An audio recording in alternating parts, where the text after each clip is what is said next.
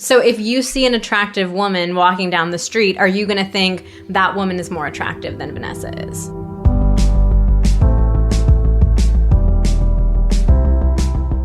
Hello and welcome to the Pillow Talks podcast. We're your hosts, Vanessa and Xander Marin. I'm a sex therapist with over 20 years of experience. And I'm just a regular dude. We share the ups and downs in our relationship while giving you step-by-step techniques for improving yours.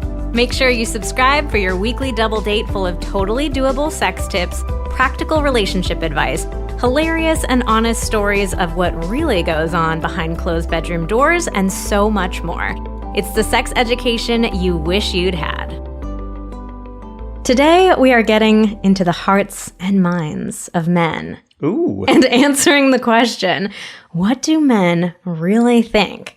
And I gotta say, I cannot remember a time that we have had more interest in a podcast topic before it was even recorded. So I'm really excited to see how this episode turns out and what you guys think of it. So there's a lot of pressure on me, is what you're saying. There's an awful lot of pressure on you to deliver. So we went over to Instagram and asked, what do you want to know about men's opinions? Like, what do men really think about this? And we got so many responses. So we picked a couple of ones that we asked for even more feedback, like from men about, okay, men, a lot of people are curious to know what you think about this. So let us know about that. And we just got hundreds of DMs from people saying, when is this episode going to be out? I want to listen to it right now. Can you just share the answers right now? Like, I want to know. I need to know yesterday. So we are very, very excited for this episode.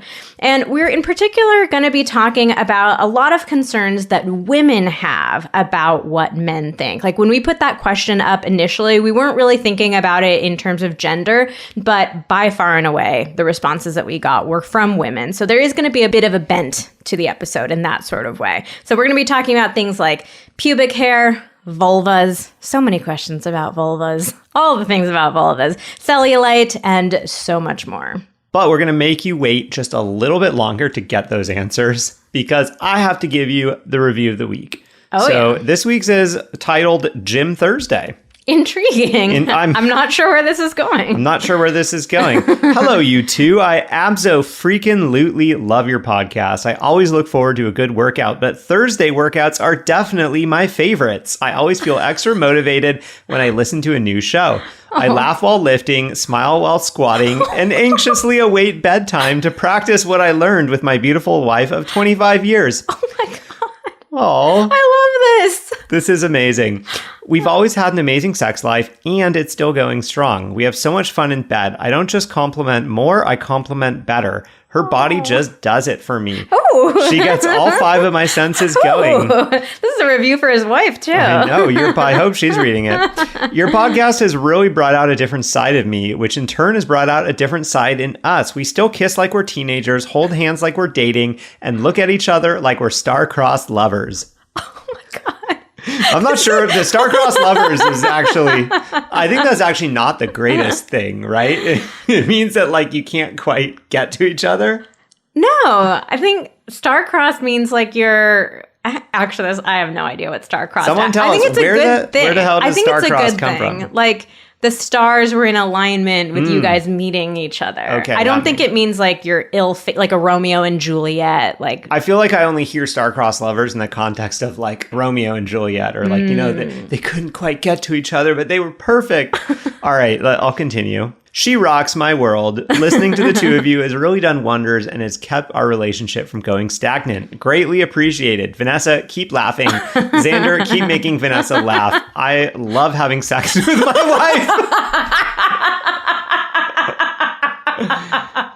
wife. He just had to get it in there. And then butt emoji, squirt, squirt, and then a big dick with symbols. I've never seen the Euro symbol utilized. It's the Euro symbol, a lot of dashes, and then an 8 for the balls. I love this review. This was like just as much a review of the wife as it was of the podcast. Yeah. I love having sex with my wife. 3 exclamation marks. Wow, love this. Thank you so much. That one really made me laugh. That was a delightful review. And, reviews, they really, really, truly do go such a long way in helping the podcast grow. I did not understand this about reviews before I started my own podcast, but it really does make such a big difference. So, I mean, who wouldn't read this and be like, I have to listen? I guess I have to listen. So it really does help us so much. So if you have ever listened to an episode that made you laugh, that gave you some, good advice or some tip to use with your partner, we would so much appreciate it if you could take 60 seconds to write a quick review on Apple Podcasts. And once you write that review, you are entered into our weekly giveaway for life. And every single week we pick a review of the week. If you're the winner, you can DM us on Instagram at Vanessa Marin Therapy, ask us a question, and we will give you a free, personalized mini coaching session as our way of saying thanks. Yeah, man, I wonder if this guy actually needs help with anything. Sounds like things are great, but if you got a question, hit us up. Okay, so let's get into the episode. Before we even get into it, though, I just want to give a little bit of a disclaimer, and I know you'll agree with me on this, even though you don't know what my disclaimer is. Okay. So, even though we're doing this whole episode about what do men really think about this, we've spent all this time preparing for it, we've got a lot of ground we're going to cover, the bottom line is, it doesn't fucking matter. Because what we really want you to focus on is what feels good and right and pleasurable for you. Of course, we all have that question in the back of our heads of like, ooh, what does my partner really think? What do guys think? What do women think? Like, of course, it's natural to wonder, what other people think is sexiest or best. So that's totally natural to wonder. And that's why we decided to do the episode anyway. But we really want to just ground this in you recognizing that what feels the best to you is the most important. So the very first thing we're going to be talking about is pubic hair. If you feel the best with no pubic hair, then have no pubic hair. If you feel the best with full bush, keep that full bush. It really doesn't matter. So we want you to focus on your own self. The key here is that very often we delude ourselves into thinking that we want something because we think other people want that thing. And so I think the key here is trying to, we want to give you this information. We want to give you this episode to help you start disentangling these things so that you can really choose for yourself. Am I making this decision or am I having this opinion because I think that's what other people expect of me? Or am I having this opinion or this preference because that's really what feels good to me and what I truly want, independent of what other people think? And ultimately, I think these are really great conversations to have in your relationship. We're kind of putting Xander on the spot in this episode, asking him to speak for all men. We did interview other men too. We got plenty of feedback. But, ultimately, it's the partner that you're with, their opinion matters more than overall the patterns that we tended to see or what Xander's personal opinion is. And even then, that should be a conversation between you and your partner. So if your partner really prefers one thing and you're like, you know what, I don't really care one way or the other, so I'm happy to go with my partner's preference. Or maybe it's a conversation where you're like, your partner kind of prefers something, but you really prefer the other thing. And that's this opportunity for you to assert yourself and say, you know what, I hear what your preference is, I respect it.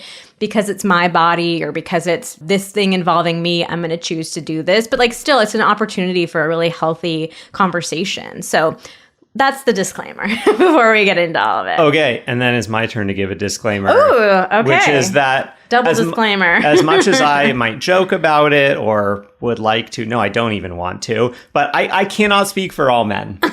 In this episode, I'm kind of jokingly going to be, quote, speaking for all men because I am the man here. But like Vanessa said, we did interview a bunch of guys. We got a ton of feedback from guys over on our Instagram channel. So we are going to be peppering that in throughout. But I just want to say, I'm going to do my best to kind of speak from my own experience and then also just from what I hear from other people. I cannot speak for all men. So just remember that. All right. Well, so let's get into it after our double disclaimers. Very first question, and this was by far and away the number one question that was asked. What do men really think of pubic hair? Do you think there is a general trend, or you could speak to maybe your own personal preferences, but what do men really think? All right, this is a really good question. I think that, of course, every guy is going to have different preferences, but I think the really important thing... So you don't think there's like a universal, all men love no hair, or all men love full bush? No, I unfortunately, I don't think that there's a universal answer to this. I think like one secret pubic hairstyle that all men love. I think everyone's got their own preferences, and this is one also where like the trends are changing.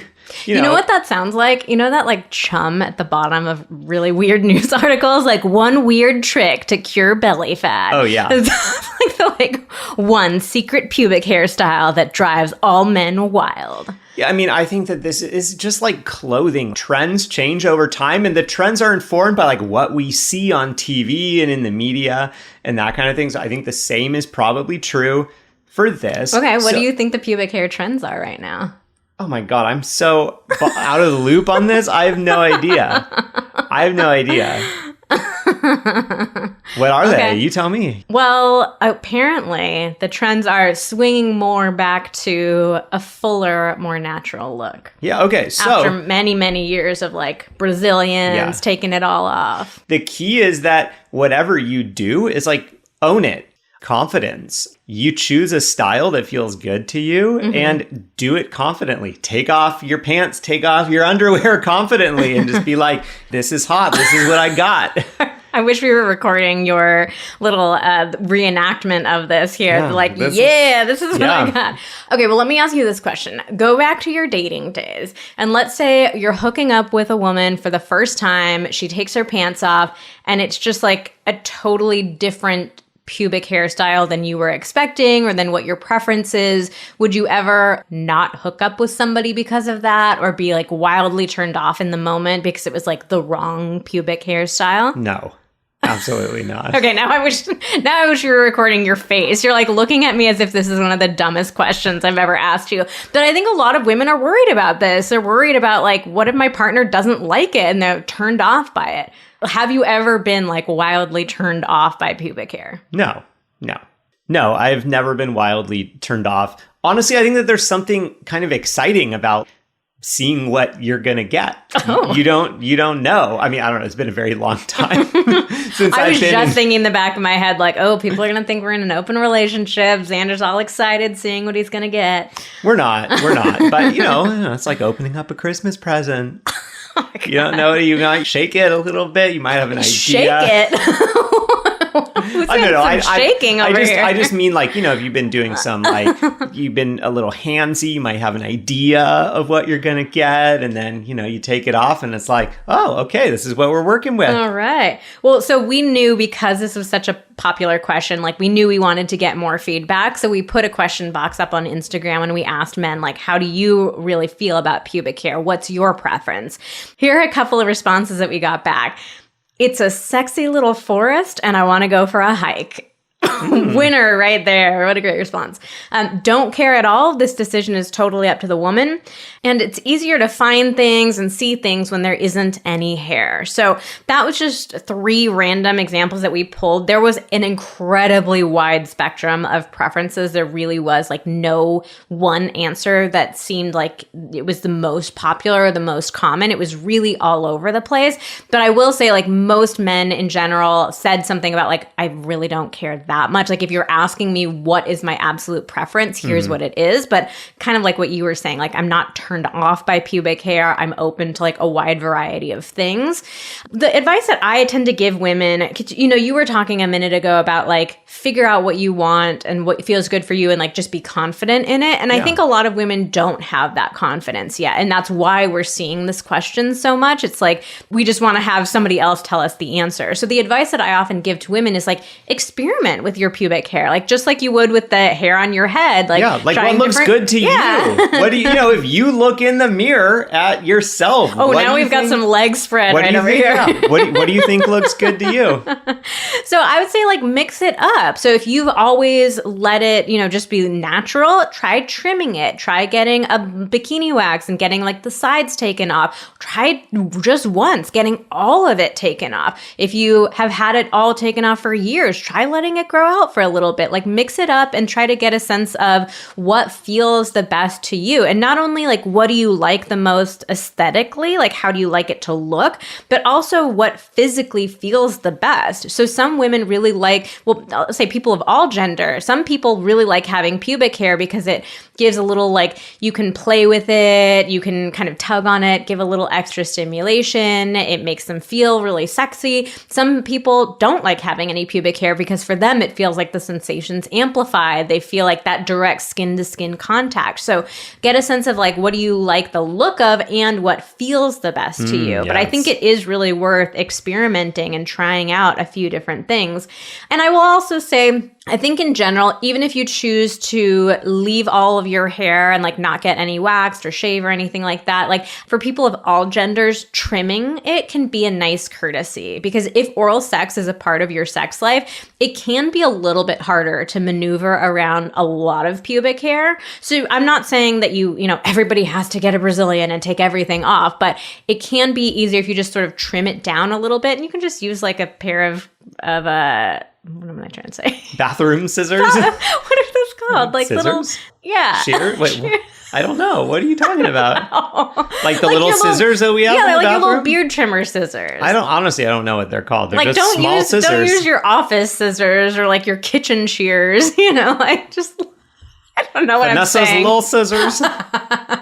Just give a little trim. That can be nice and just make oral sex a lot easier. You absolutely do not have to. I'm just saying like it can be a nice thing to do if you're open to it. All right, let's move on to the next topic. What do men really think about emotional intimacy? Do they really not know what it means? Why is it not a priority for some or many of them? How can we help them understand how important it is? Obviously, that was a bunch of questions all sort of rolled into one, but the general topic of emotional intimacy, a lot of women were struggling to understand, like, why does this feel like something that I think for a lot of women, emotional intimacy seems pretty straightforward and obvious, but in their relationships, it doesn't feel that way. So trying to understand, like, how do men approach emotional intimacy?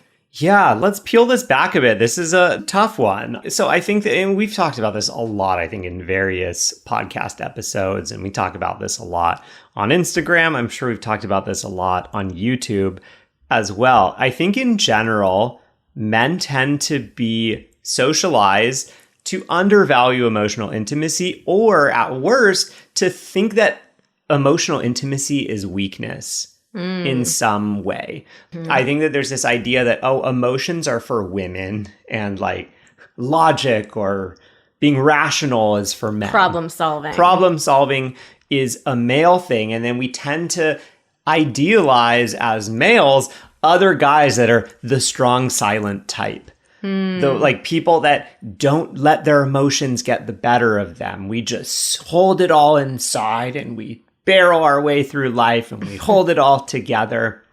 And I think we have a lot of movies that idealize guys like this. And of course, what we don't see in movies is what happens when the camera stops rolling.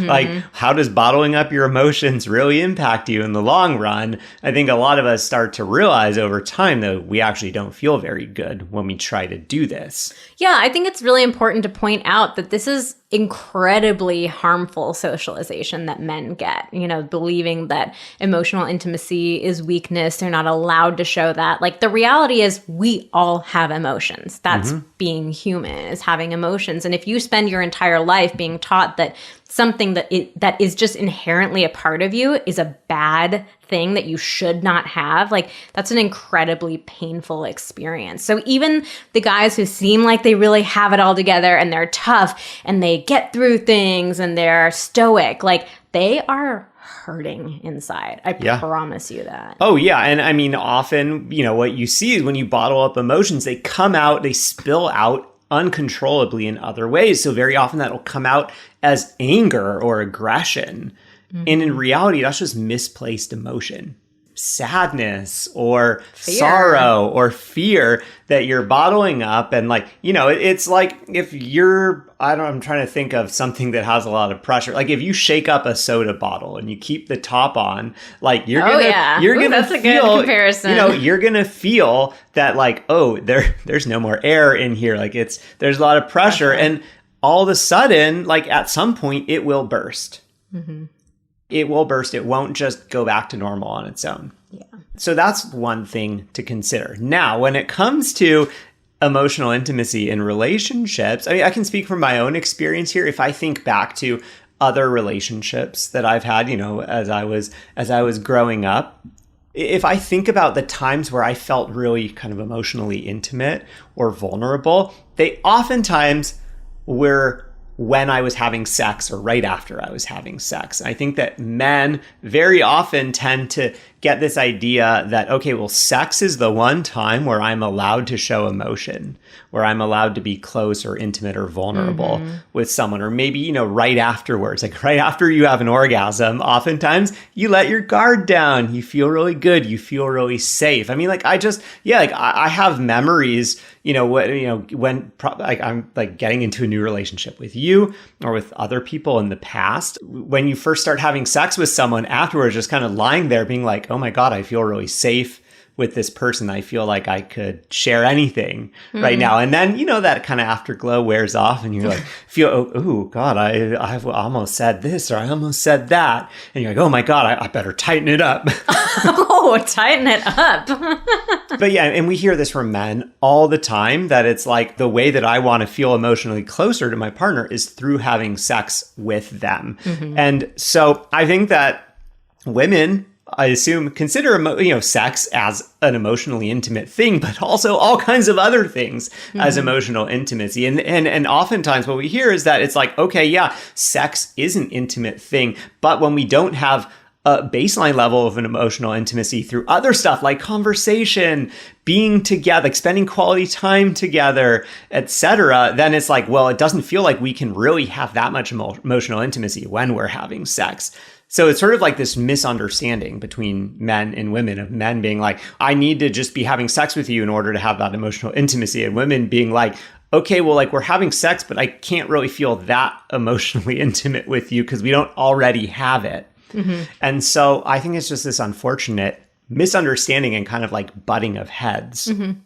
So I think if you are a woman listening to this and you are wanting to help your partner understand sort of the full range of emotional intimacy that you would like, is try to just give some really positive compliments in moments when you do feel emotionally intimate to your partner, whether that's through a conversation or some time that you're spending together or something you're doing together with the kids or whatever. And I think a lot of men just need to have that repetition, that like validation of like, oh, hey, when we had this conversation together, that felt so good. I feel so close to you because of this conversation that we had or because of the thing we just did together. And I would love to keep doing that. Awesome. Okay, let's move on to the next question. Are men as grossed out by my cellulite as I am? Another super popular one. All right. Yeah, we've done this on Instagram before. Vanessa asked me about cellulite, and I said then, and I still say now, I still don't really understand what cellulite is. I know that word. I hear people refer to it all the time, but it's kind of one of those, I don't really know what it is. It doesn't really sound like it's that important because I can't really see it. Like, what is it? I don't know. I'm not going to ask because like, I don't really care. I've tried to point out to you, I'm like, this is what cellulite looks like, see, it's kind of that like bumpy texture of skin. I mean, it just seems like something that I also have. I don't really know what it is. It seems just like a normal skin thing that my skin does. And so I'm like, well, I have that. Like, I would expect that you have that too. Why it wouldn't make any sense that you wouldn't have any. Honestly, I don't understand. I don't understand.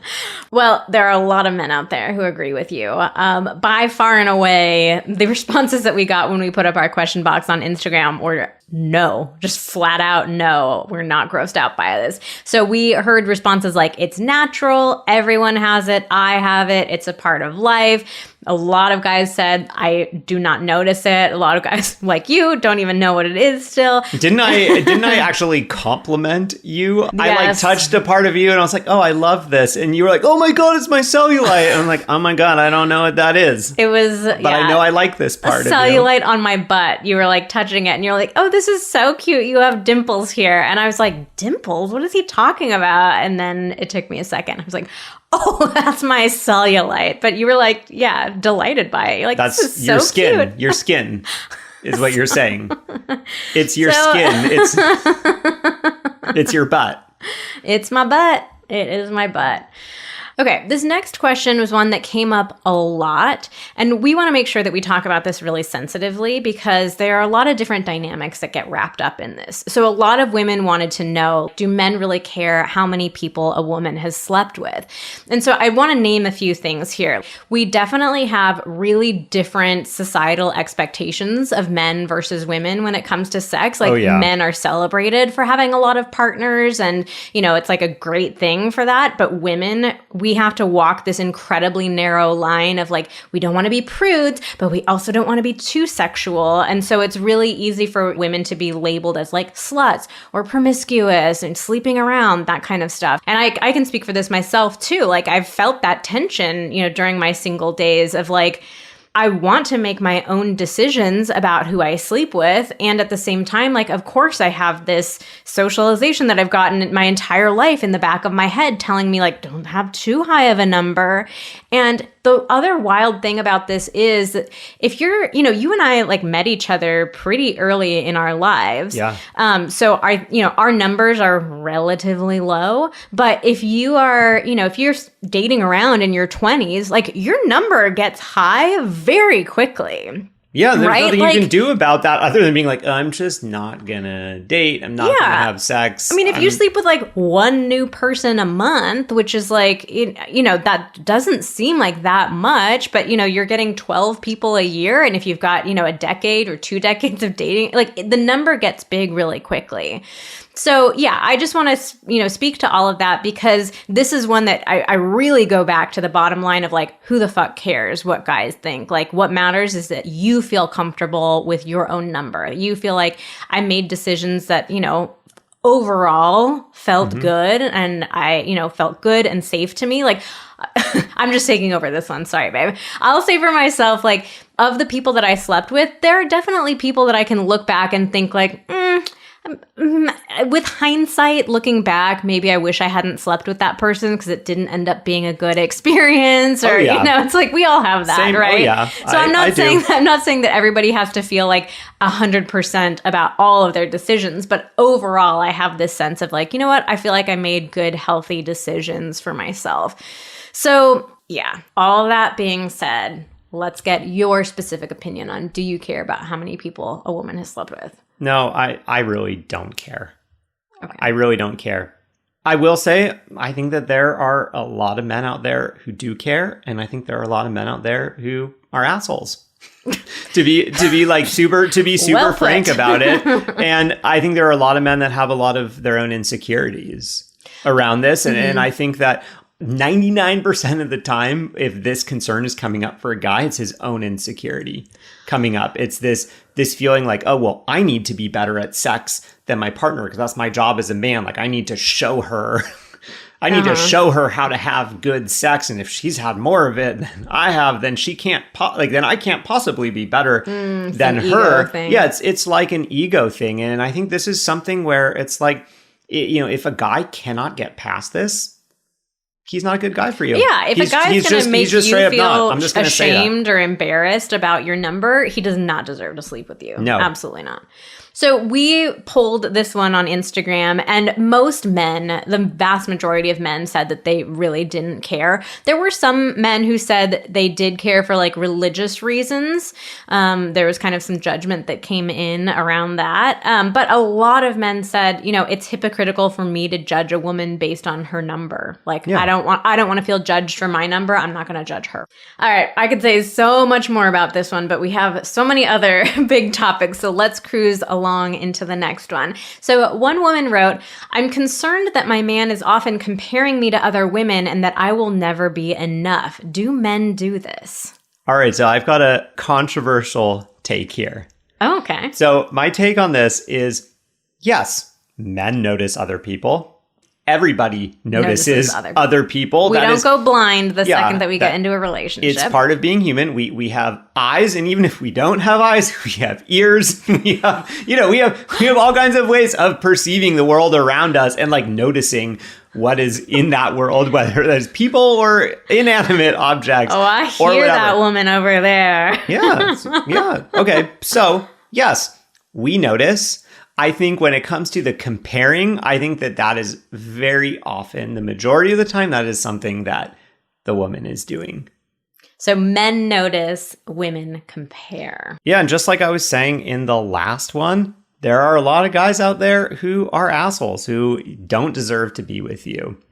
I think that the vast majority of good, normal men, of course they are going to notice other people, but they're not walking around being like, oh, this element of this person's personality is better than my partner's, and I wish I had this. I don't think women are worried about personalities. I think it's body. This body part or whatever. Like, I mean, her upper arms are slimmer than my partner's upper arms. Oh my God, no. I've never once thought about bodies in that level of detail. It's really?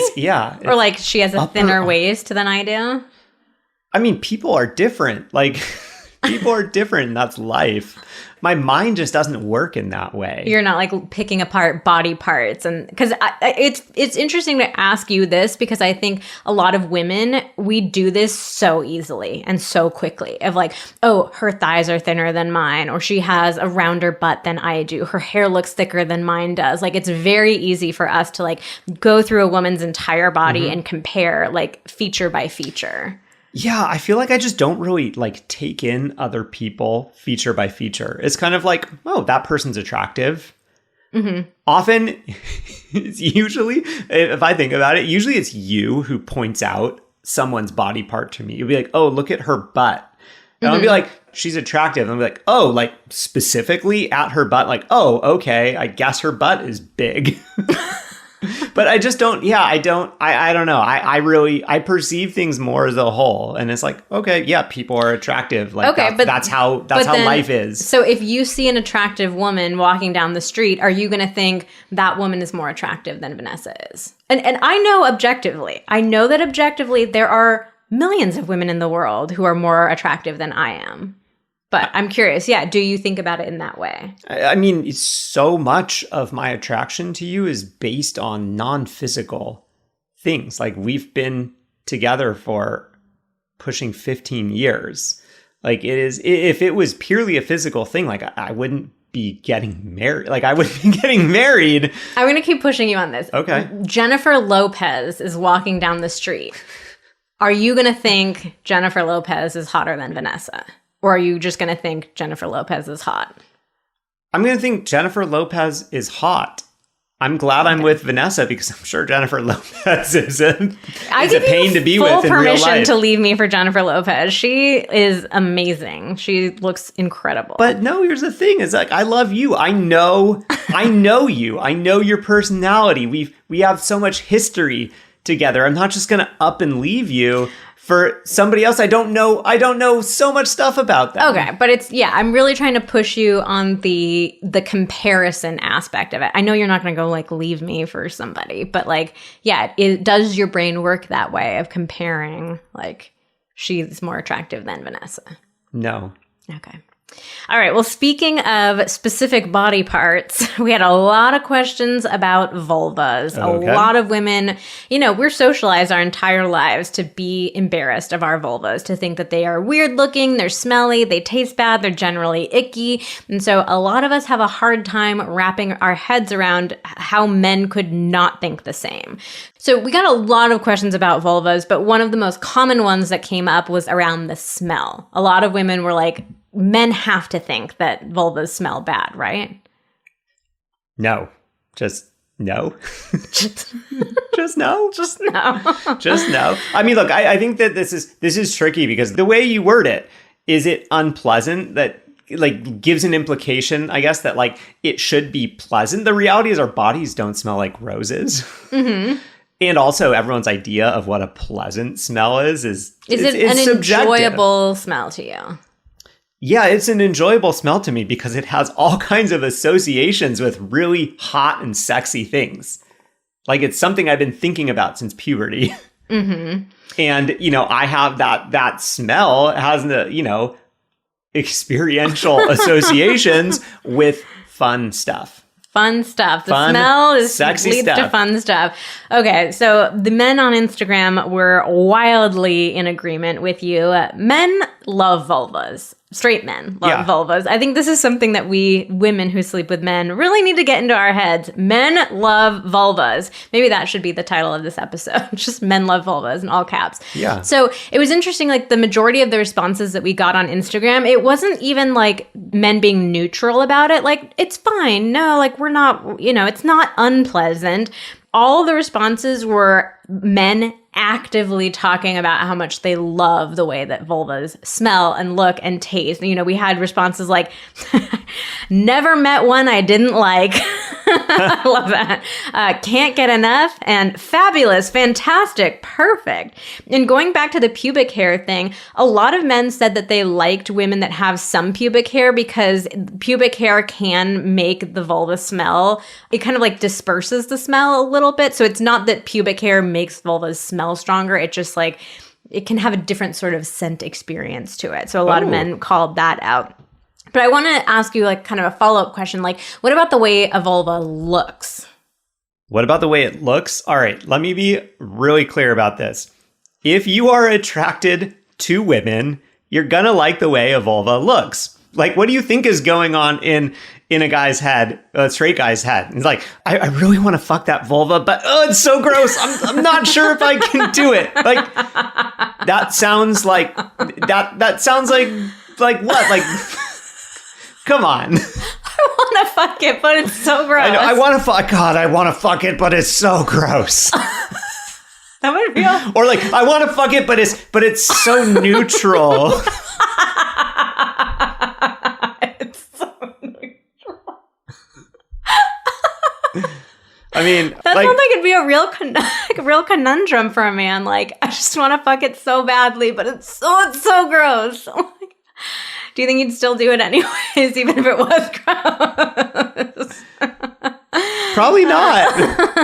If I thought it was gross, I probably wouldn't be attracted to it, and then I probably wouldn't be straight. Like it. Interesting point. Touche. Maybe that needs to be the title of the episode. Straight men love vulvas. I want to fuck that vulva, but it's so gross. Okay, one more question about this, because there were just so many of these. Okay, are you really not grossed out by doing oral stuff? No. Love it. I mean, I've been thinking about, literally since puberty, I've been thinking about it. So... All right, so the TLDR of this episode, men love vulvas. They like the way they smell, the way they taste, the way they look. They just like everything about them. Yeah. And it would be really great if we women could internalize that. I just want to say to women out there who are feeling self-conscious, like, I don't think just listening to this episode is going to flip a switch and you're all of a sudden going to be wildly confident about your vulva. Like, again, I want to validate, like, we have spent our entire lives being taught to be ashamed and embarrassed of our vulvas, and it's hard to undo that conditioning. And even for myself, like, there are times when you're going down on me that I'm like, oh God, there's like a little bit of self-consciousness that comes up even after all of these years, even after all this work I've done on my own relationship with my body. So I just want to validate that. But I hope that you could just let in a little bit of what Xander said and the men in our Instagram community said, and realize, like, men really do like vulvas. Yeah. And to the men out there, assuming you do like vulva and you are paying some attention to that vulva, give that vulva owner some compliments about it. Ooh, because there's yes. no amount of positive reinforcement that's too much. Like, yeah. if you imagine this, what's going on inside her head, just try to do your part to continue giving that positive reinforcement. Just literally tell her how much you love it. Yeah, absolutely. All right. So, one final reminder here. We wanted to share all of these answers because we know that these are questions that you've really been wondering about, but it really ultimately doesn't matter what men think. What matters is what you think, what you feel. And so we hope that this episode maybe inspires you to get more confidence in yourself and to explore for yourself, like, what feels good and pleasurable and sexy and exciting for you, regardless of what Xander thinks. All right. So if you are not already, make sure to follow us on Instagram at Vanessa Marin Therapy. We do so much fun stuff on Instagram. We do a lot of behind the scenes stories. We do a lot of really bizarre and funny stuff. We do polls and surveys. Like that's where we got all the information for this episode. So definitely follow along there. And we would love it if you could share this episode to your Instagram story. Tag us in it so we can see that you posted it. And it'd be just great to get your support in spreading the good word of the Pillow Talks podcast. Yeah, let everyone know what Xander thinks about all men. All right, so that's it for today's episode of Pillow Talks. Thank you so much for listening. Join us again next week. We'll have an advice column style episode called Is This Your Shit or Mine? And you're just going to have to listen to figure out what that shit really is. See you next week.